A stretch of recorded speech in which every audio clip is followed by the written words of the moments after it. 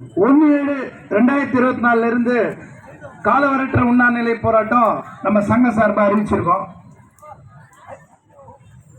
ஏற்கனவே பல்வேறு துன்பத்துயரத்தில் தொழிலாளர் தோழர்கள் இருப்பதனால இந்த உண்ணாநிலை போராட்டம் நானே இருப்பதுன்னு அமைப்பில் முடிவு எடுத்திருக்கோம். அப்படின்னா தொடர்ச்சியாக தண்ணி குடிச்சிட்டு, தண்ணி இல்லாமல் இருக்க முடியாது, தண்ணி குடித்தா கொஞ்ச நாள் எக்ஸ்ட்ரா போகலாம், தண்ணி குடிச்சு உண்ணாநிலை போராட்டம் இருப்பதாக அமைப்பில் முடிவு எடுத்திருக்கோம். அடுத்த வாரம் திங்கட்கிழமையிலேருந்து முடிவு எடுத்திருக்கோம். நம்ம கோரிக்கையை நான் படிச்சிடுறேன். சென்னை மாநகராட்சியின் அனைத்து பிரிவு எண்ணெய் இல்லம் தொழிலாளர்களும் 8000 பேருக்கு இருக்காங்க. பொது சுகாதார பிரிவு இருக்கு, நாய் பிடிப்பு இருக்கு, மாடு பிடிப்பு இருக்கு, பல டிபார்ட்மெண்ட் இருக்கு. இப்போ எல்லாருக்கும் நம்ம உயர்நீதிமன்றத்தில் வழக்கு தொடுத்த ரிட் மனு எண் 26,344/2023 நம்ம வாங்கின உத்தரவின்படி 753 ரூபாயை 1/4/2024 முதல் வழங்கணும். எதிர்கட்சி தலைவர் இருந்தபோது இப்போ மாநில முதல்வராக இருக்கக்கூடிய மு.க. ஸ்டாலின் அவர்கள் 19/1/2021 அடித்த கடிதப்படி எண்ணெய் இல்லம் தொழிலாளர்களை பணிநிரந்தரப்படுத்தணும். நம்ம பணியிடத்துல கழிவறை வசதி, கையுறை, பாதுகாப்பு உபகரணங்கள்லாம் வழங்கணும். நிரந்தர தொழிலாளிக்கு பழைய ஓய்வூதிய திட்டம் வழங்கணும். பணி நிரந்தரம் முக்கிய கோரிக்கையாக நம்ம கோரிக்கையிலும் இருக்கு. இந்த 753 ரூபா உடனே வழங்கணுன்ற கோரிக்கையில் ஒன்று. தொடர்ல நம்ம சங்கம் உள்ள வந்த பிறகு 2021 வரும்போது 391, இன்னைக்கு 687. இன்னைக்கு 687 சென்னை மாநகராட்சி தீர்மானம் போட்டு உழைப்போர் மிகத்தினுடைய கேஸ் மனுவினுடைய எண் போட்டு இன்னைக்கு 687 ரூபான்றதை நம்ம வாங்கிட்டு இருக்கோம். பட் இதுவும் நமக்கு சட்டப்படியான சம்பளம் இல்லை. போன வருஷம் 725 ரூபாய் கொடுத்துருக்கணும், இந்த வருஷம் 753 ரூபா கொடுத்துருக்கணும். நம்ம முதல்ல தாக்கல் செஞ்ச ரிட் மனு என்ன 8281/2021. அதன் மேலே மேனேஜ்மெண்ட் போட்ட அப்பீல் 1379/2022. இதில் தான் 500 ரூபாய் ஏறிச்சு. ஜனவரி 2023 அப்புறம் 687 ரூபா மாறிச்சு. அதுக்கு பிறகு தண்டபாணி நீதிபதி தண்டபாணி அவர்கள் முன்னாடி 26,344/2023 போட்டோம். அப்புறம் நம்மெல்லாம் பணியந்திர வழக்கு போட்டதை லேபர் டிபார்ட்மெண்ட் கோர்ட்டுக்கு அனுப்ப மாட்டேன்னு சொன்னாங்க. அதற்காக ரிட் மனு எண் 1333/2024 போட்டிருந்தோம். இது வரைக்கும் 5 ரிட் மனு போட்டிருக்கோம், 2 கண்டம் போட்டிருக்கோம், பணியந்திர வழக்கம் போட்டிருக்கோம், பல்வேறு வழக்குகள் போட்டிருக்கோம். தொடர்ந்து இவ்வளவு வழக்குகளையும் வெகு கால குறைவாக ஒரு கேஸ் போட்டால் 5 வருஷம் 10 வருஷம் ஆகும். ஒரு வழக்குக்கு தனியாக போனால் குறைந்தபட்சம் 15,000 ரூபாயிலிருந்து 25,000 ரூபாய் தனியாக கொடுக்க வேண்டி வரும். இது எல்லாத்தையும் சங்கமும் சங்கத்தினுடைய வழக்கறிஞர்களும் முன்னணிகளும் பார்க்குறாங்க. நான் சங்கத்தில் வக்கீலாக இல்லாமல் நானே மனுதாரராக இருந்து பார்க்குறேன். வழக்கறிஞர் அணின்றது நம்மளுடைய மூத்த வழக்கறிஞர் எஸ்கே தலைமையில், தோழர் குமாரசாமி தலைமையில் தான் பார்த்துட்டு இருக்காங்க. நான் மனுதாரராக இந்த வழக்கில் இருக்கேன். நமக்கு 753 ரூபா வரணுன்றதுக்காக மட்டும் இந்த உண்ணாநிலை போராட்டம் அறிவிச்சிருக்கோம்னா இல்லை. அதில் இன்னொரு விஷயமும் இருக்கு. 40க்கு 40 சீட்டு இன்னைக்கு ஜெயிச்சிருக்காங்க. 40க்கு 40 சீட்டு ஜெயிச்சோம்னா தொடர்ந்து அவங்க பேப்பரில் மேயர் மூலமாகவும் தொடர்ந்து கூட்டங்களையும் ஒன்று அறிவிச்சுட்டே வர்றாங்க. எண்ணெய் இல்லம் தொழிலாளருடைய வேலை கரெக்டாக இல்லை, கான்ட்ராக்ட் கூட சொல்லி மக்கள்கள் கோரிக்கை வச்சுட்டு இருக்காங்க. பொதுமக்கள் வெல்ஃபேர் அசோசியேஷன்லேருந்து கோரிக்கை வைக்கிறாங்க, வேலை சுத்தமாக நடக்கிறது இல்லை. அதனால் தனியார் மையத்தை நோக்கி போகிறதுக்கு நாங்கள் முயற்சி பண்ணிட்டு இருக்கோம். ஏற்கனவே ஒரு அறிவிப்பு வெளியிட்டு 4, 5, 6 தனியாருக்கு போதுன்னு அறிவிப்பு வெளியிட்டு அதை ஒட்டின கருத்து கேட்பு கூட்டத்தில் நம்ம தோழெல்லாம் கலந்துக்கிட்டு போராட்டம் பண்ணி அந்த கூட்டமே நடக்க விடாமல் ஆயிடுச்சு. இது ஞாபகம் இருக்கும்னு நினைக்கிறேன். 40க்கு 40 சீட்டு வாங்கினவங்க, நாங்கள் ஆட்சிக்கு வந்த எண்ணெய் இல்லம் தொழிலாளர்களை பணிநிரந்தரப்படுத்துறேன்னு சொன்னவங்க ஆட்சிக்கு வந்த பிறகு எப்படியாவது கான்ட்ராக்ட் மையப்படுத்தணுன்றதை முயற்சி செஞ்சாங்க. நம்ம பேரணி நடத்தினோம், வழக்கு போட்டோம், சண்டை போட்டோம். தொடர்ந்து 2 மாதம் 3 மாதத்துக்கு போராட்டம் பண்ணிட்டே இருக்கும். நமக்கு ரீவைண்ட் பண்ணி பார்த்தா இங்கே ஞாபகம் இருக்கும். மார்ச் 2021 கான்ட்ராக்ட் போகணும்னு சொல்லி எல்லார்ட்டையும் கையெழுத்து வாங்கியாச்சு. நம்ம போராட்டத்தில் களத்தில் இறங்கணும், வழக்கு போட்டோம், ஸ்டே ஆர்டர் வாங்கினோம். நம்மக்கிட்ட போலீஸ் வந்தாங்க, டீல் பேசினாங்க. ஒன்று கடைசியாக பாதி பேராக விட்டு கொடுங்கன்னு சொன்னாங்க. 60 வயசுக்கு மேலே இருக்கிறவங்களாம் விட்டு கொடுங்கன்னு சொன்னாங்க. 50 வயசுக்கு மேல விட்டு கொடுங்கன்னு சொன்னாங்க. ஒரே ஒருத்தர் கூட விட்டு கொடுக்க மாட்டேன்னு சொல்லி 7வது மடத்துல இன்னைக்கு வரைக்கும் சண்டை போட்டு 60 வயசுக்கு மேல எடுக்க விடாம பண்ணிருக்கோம்னா நம்மளுடைய கடுமையான முயற்சி. வேலை நிறுத்த போராட்டம் நடந்தது சில மாசம் முன்னாடி. நம்ம ஜெயிப்போமா, மாநகராட்சி ஜெயிப்போமா, இல்ல புரோக்கர் சங்கங்க, கையாளாத சங்கங்கள் ஜெயிக்குமான்னா 1481 பேர்ல 1350 பேருக்கு மேல சைக்கிள் ஈடுபட்டு அம்பத்தூர்ல வெற்றிகரமான வேலை நிறுத்த போராட்டத்தை நம்ம நடத்தி காட்டணும். ஏழை தொழிலாளி எவ்வளவு நாள் போராடுவாங்க, பெண்கள் எவ்வளவு நாள் போராடுவாங்க, மிரட்டினா பயப்படுவாங்க, வேலை இல்லைன்னு சொன்னா கையெழுத்து போட்டுருவாங்க. இவங்களுக்கு என்ன சம்பள உரிமை இருக்கு, சங்க உரிமை இருக்கு, மத்த உரிமை இருக்கு அப்படின்னு திமிரும் ஆணவமும் பிடிச்சி வச்சிருக்கூடிய இந்த சென்னை மாநகராட்சியை தொடர்ந்து கை நீட்டி சண்டை போட்டு உரிமை குரலை எழுப்பி இன்னைக்கு கம்பீரத்தோடு இடது தொழிற்சங்க மையம் உழைப்போர் உரிமைக்கும் இன்னைக்கு சண்டை போட்டு நிக்க வச்சுட்டோம். அவன் கண்ணெல்லாம் கான்ட்ராக்ட் விடணுங்க. 40க்கு 40 சீட்டு சும்மா இருந்தாலே ஆடுவாங்க. கரெக்டா? காலில் சங்கிலி கட்டி விட்டா என்ன ஆகும்? நல்லா டான்ஸ் ஆடுவாங்களா? இப்ப 40க்கு 40 வந்து இன்னும் ஆடக்கூடாதுன்றதுக்காகத்தான் இந்த 1/7/2024 நம்ம உண்ணாநிலை போராட்டம் அறிவிச்சிருக்கோம். நம்ம 1400 பேருக்கு மேல வழக்கு போட்டிருக்கோம். இங்க வழக்கு போட்டிருக்கோம். 5ஆம் மண்டலம், 6ஆம் மண்டலம், மற்ற மண்டலத்தில் நம்ம இல்லை. 6ஆம் மண்டலத்தில் இப்பதான் தோழல் வந்திருக்காங்க, 5ஆம் மண்டலத்தில் தோழல் வந்திருக்காங்க. நம்மளை பொறுத்த வரைக்கும் 7வது மண்டலம் கம்பீரமா வேலை நிறுத்தம் நடைபெறக்கூடிய 7ஆம் மண்டல தொழிலாளர் மட்டும் நம்ம தொழிலாளிங்க கிடையாது. 4வது, 5வது, 6வது, 8வது எல்லா மண்டலத்திலையும் இருந்து நம்ம சங்கத்திலே இல்லைன்னாலும், நம்ம சங்கத்தை பத்தி தப்பா வேற வழி இல்லாம அவதூறு பொய் பேசினாலும், சங்கத்துல எந்த சங்கத்திலும் இல்லாம இருந்தாலும் அத்தனை தொழிலாளியும் பாதுகாக்கணும்னு நினைச்சுதான் நம்ம இந்த போராட்டத்தை அறிவிச்சிருக்கோம். நம்ம சுயநலன்றது எல்லா தொழிலாளியும் பாதுகாப்பது தான், வேற நோக்கம் நமக்கு கிடையாது. தோழே, இந்த 1/4/2024 காலவரற்ற உண்ணாநிலை போராட்டம் அறிவிச்சிருக்கோம்னா யோசிக்காம அறிவிக்கல. எல்லாம் எலெக்ஷன் முடிஞ்சுது. எலெக்ஷன் முடிஞ்சு முதல்வருக்கு வாழ்த்து தெரிவிச்சுட்டே இருந்தாங்க. இப்ப கள்ளக்குறிச்சியில ஏழை மக்கள் இறந்து போயிருக்காங்க. 60 ரூபாய் பாக்கெட் சாராயத்துக்கு இறந்து போயிருக்காங்க. உடல் உழைப்பு தொழிலாளிங்க, கூலி வேலை செய்யக்கூடிய தொழிலாளிங்க இன்னைக்கு இறந்து போயிருக்காங்க. கிட்டத்தட்ட பல வருஷமா சாராயம் கட்சி வைக்கிறான். செங்கல்பட்டு, விழுப்புரம், கள்ளக்குறிச்சி, திருவண்ணாமலை, சேலம், மலையில காட்சி வைக்கிறான். எல்லாருக்குமே தொடர்பு இருக்கு. எல்லா அரசு அதிகாரிகளும் லாபத்தை சம்பாதிக்கிறான். இப்ப டாஸ்மாக் வருமானம் இந்த வருஷம் வருமானம் 45,000 கோடி. உழைக்கிற ஜனங்க காசெல்லாம் உறிஞ்சு எடுக்கப்படுது. இதுல உயிரும் சேர்த்து எடுக்கப்படுது. மெத்தனால் போட்டு நீ குடிச்சதுல உடம்பெல்லாம் காலி ஆயிடும். ஹாஸ்பிட்டல் இருக்காங்க, அந்த குடும்பம் சிக்கி சின்னாவினமா போயிடுச்சு. இதுல சில மூளை இல்லாத கும்பல் குடிச்சு இறந்தா 10 லட்சம்னா உழைச்சி இறந்தவனுக்கு என்ன தனியா கேட்டுட்டு இருக்கு. முதல்ல 10 லட்சம் தான் எல்லாம் தீர்வாயிடுமா? உயிர் வந்துருமா? அரசாங்கம் செய்ய வேண்டிய வேலை இல்லையா? எஸ்பி செய்ய வேண்டிய வேலை இல்லையா? போலீஸ்காரன் பார்க்க வேண்டிய வேலை இல்லையா? சாதாரண ஜனங்க தானே. செத்தா என்ன? 10 லட்சம் பணமா? அவன் குடும்ப வாழ்க்கை முழுக்க முடிந்தா அந்த குழந்தைங்களுக்கு படிப்பு செலவு எதிர்காலத்துக்கு ஆகுமா? அவங்களை இறக்க விட்டது யாரு? லாபத்திலையும் மற்றதுலையும் சம்பாரிச்சு அன்னைக்கு 51 பேர் செத்து போயிருக்காங்கன்னா அது காரணம் அரசாங்க அதிகாரிகள் இல்லையா? அந்த எஸ்பியை பிடிச்சி ஜெயில போடணும், கலெக்டரை பிடிச்சி ஜெயில போடணும், தாசில்தார ஜெயில போடணும், விஏஓ ஜெயில போடணும். கள்ளச்சாராய பிரச்சனையே இதுக்கப்புறம் அங்க வராது. சாதாரண ஜனங்க, ஏழை மக்கள், உடல் வலிக்காக குடிச்சவங்க கூட இருக்காங்க. அதுல ரொம்ப கஷ்டப்படுறவங்க, அவங்கள நம்மள மாதிரி மக்கள் இல்லையா? நம்மள மாதிரி ஜனங்க இல்லையா? தூய்மை பணியாளர் அவங்க மேல அக்கறை இல்லையா? இன்னைக்கு அதை நோக்கி அரசியல் திரும்புது. ஒண்ணு முடிஞ்சா ஒண்ணு வருது. ஜனங்களுக்கு பிரச்சனை மாறி மாறி வருது. நம்ம பிரச்சனை நம்ம நிக்கிறோம்.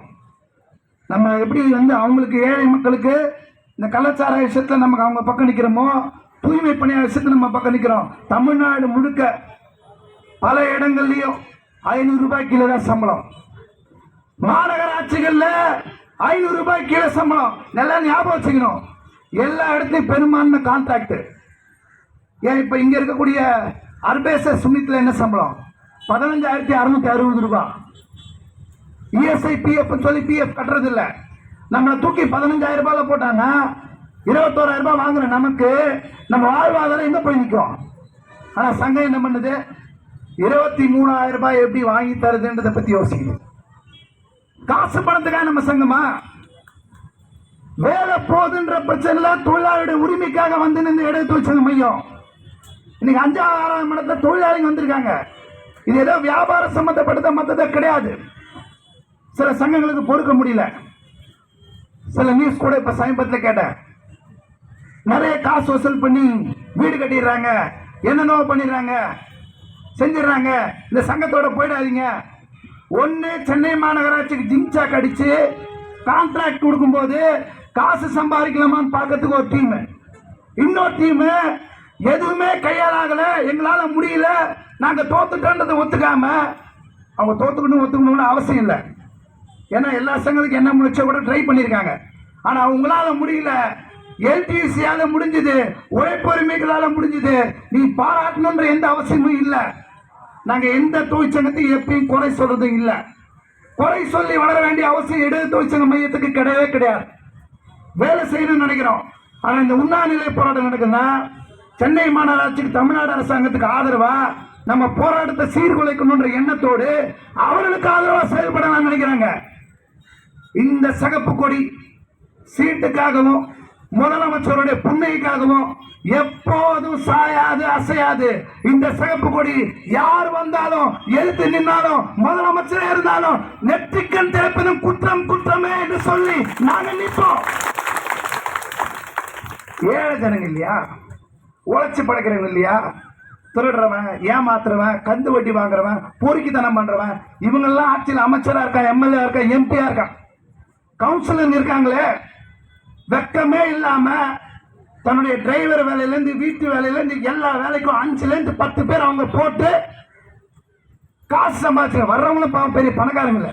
ஆனா அப்படி கூட இல்லை. என் தம்பிக்கு ஒரு அக்கௌண்ட் கொடு, ஒரு அட்டண்டன்ஸ் கொடு, என்னோட அக்கா பையனுக்கு ஒரு அட்டண்டன்ஸ் கொடு. எனக்கு குப்பையில கை வச்சு கிளவுஸே இல்லாம குப்பையில கை வச்சு நோய் வாங்கி இறந்து போனது எங்க கூட்டம், எங்க ஜனங்க. ஒரு வேலையும் செய்யாம வாரிசு இறந்தானா மோப்பம் பிடிச்சி, நாய் மோப்பம் பிடிக்கிற மாதிரி மோப்பம் பிடிச்சி அந்த இடத்துல தூக்கிட்டு வந்து வேலைக்கு வைக்கலாம்னு கவுன்சில் நினைக்கிறாங்கன்னா இது எவ்வளவு பெரிய சமூக குற்றம். 21,000 ரூபாய் சம்பளம் வந்து எல்லாருக்கும் ஆசை வந்துருச்சு.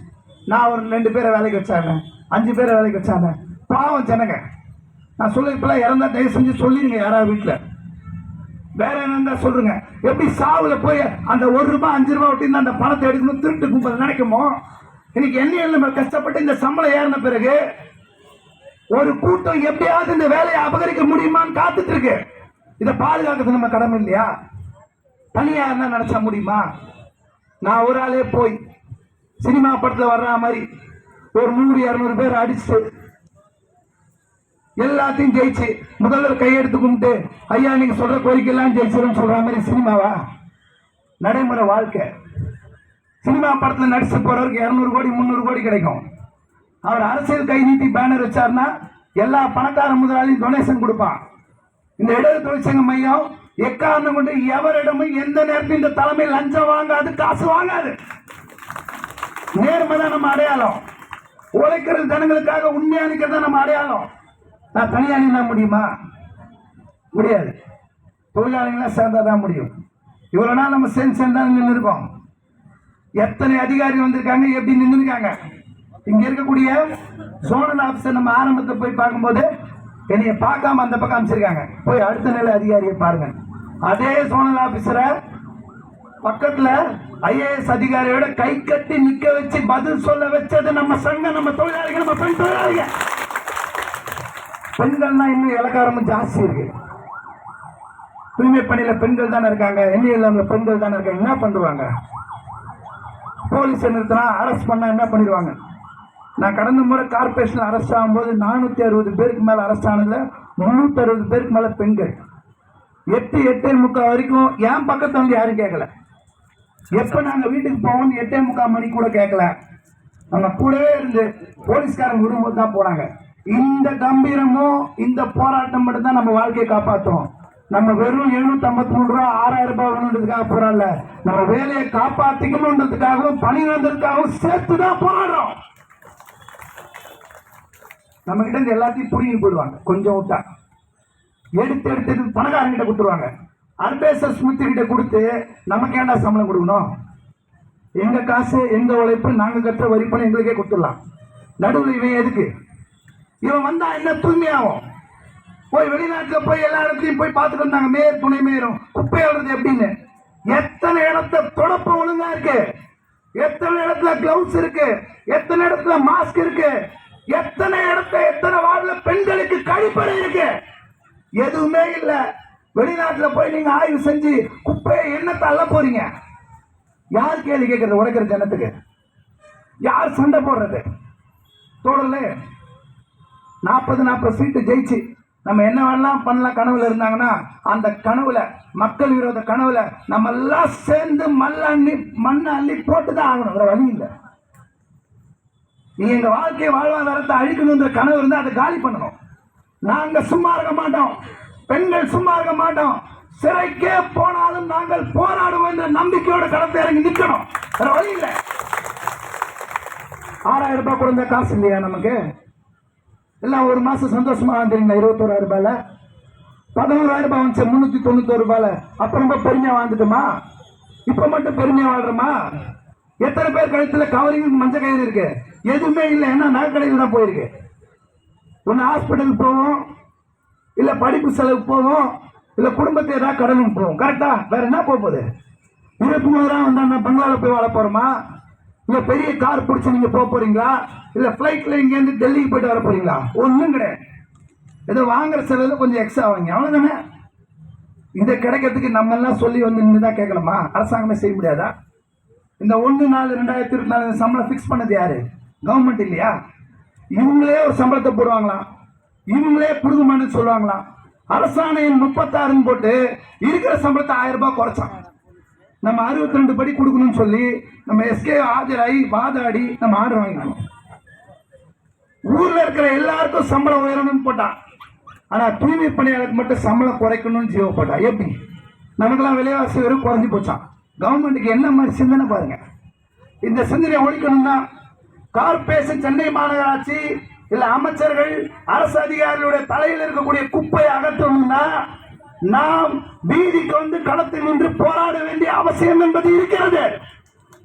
அது எந்த சட்டம் வந்தாலும் பார்த்துடலாம், காக்கி சட்டம் வந்தாலும் பார்க்கலாம், எந்த சட்டம் வந்தாலும் நம்மளுடைய தூய்மை பணியாளருடைய சகப்பு சட்டையை மீறி இவங்களால ஜெயிக்கவே முடியாது. இறுதியில் நம்ம தான் ஜெயிப்போம். தொடர்ந்து நான் 1/7/2024 இருந்து உண்ணாநிலை போராட்டம் உட்கார. அடுத்து முன்னணிக்கெல்லாம் ஒரு கூட்டம் இருக்கு. முன்னணிக்கெல்லாம் கூட நான் ஒரு துண்டு எடுத்து வச்சிருக்கேன். ஏன்னா நான் உட்காரும் போது வெளியே அவங்களாம் என்ன தானே ஜெயிக்கும். நம்மளை விட்டுறக்கூடாதுல்ல. நீங்க விட்டுற மாட்டீங்கன்னு ஒரு நம்பிக்கை இருக்கு. எவ்வளவு நாள் நீடிக்கணும்ன்றது உங்க கையில சேர்ந்தா இருக்கு. பொறுப்ப, கடமைய, வேலைய உங்ககிட்ட ஒப்படைச்சுதான் நான் 1/7/2024 இருந்து நம்மளோட அம்பத்தூர் இடத்துல உண்ணாநிலை போராட்டம் உட்கார போறேன். இது சென்னையிலையும் அம்பத்தூர்லயும் தூய்மை பணியாளர் குரல் இங்க எல்லார் காதலையும் போய் ஒழிக்கணும். பொதுமக்கள்கிட்ட நமக்கு என்ன கஷ்டம், என்ன பிரச்சனைன்னு. ஒருவேளை காவல்துறை கைது செய்யறதுக்கு எந்த விதமான சட்டப்படி அதிகாரம் இல்லை. நம்ம ஏற்கனவே உட்காந்துருக்கோம். நம்மளை கைது செஞ்சாலும் சரி, இல்ல மருத்துவமனை கொண்டு போனாலும் சரி, உண்ணாநிலை போராட்டத்தை ஒருபோதும் கைவிடாமல் தொடர்வதற்கு நான் தயாராக இருக்கிறேன். நீங்க 1வது நாள், 2வது நாள், 3வது நாள் எப்படி போராட்டத்தை கொண்டு போறான்றதை பத்தி உங்க முன்னணிகளோட சேர்ந்து என்ன சங்கம் முடிவெடுக்குதோ அந்த வேலையெல்லாம் நீங்க செய்யணும்னு நான் விரும்புறேன். இது வரைக்கும் அம்பத்தூரை பொறுத்த வரைக்கும் நம்ம சங்கம் சொன்னதை, சங்கம் மூலமாக மைக்கு பிடிச்சி நானும் சொன்னதை, இது வரைக்கும் பெண் தொழிலாளர்கள் நம்ம தொழிலும் எல்லா நேரத்தையும் நிறைவேற்றிருக்கீங்க. மற்ற நேரத்தை நிறைவேற்றலாம் விட இப்போ 40 வந்ததுனால அவங்க எல்லாம் 2026க்கு வாடகைக்கு வீடு பிடிச்சி எலெக்ஷன் பிரச்சாரம் எப்படி போகணுன்றதை பற்றி அவங்க யோசிச்சுட்டு இருக்கும்போது நம்ம வாழ்வாதாரம் எப்படி இருக்கணுன்றதை பற்றி நம்ம தான் யோசிச்சாகணும். களத்தில் நம்ம நிற்க போகிறோம். நீங்கள் ஒத்துழைப்பு தருவீங்கன்ற நம்பிக்கை இருக்கு.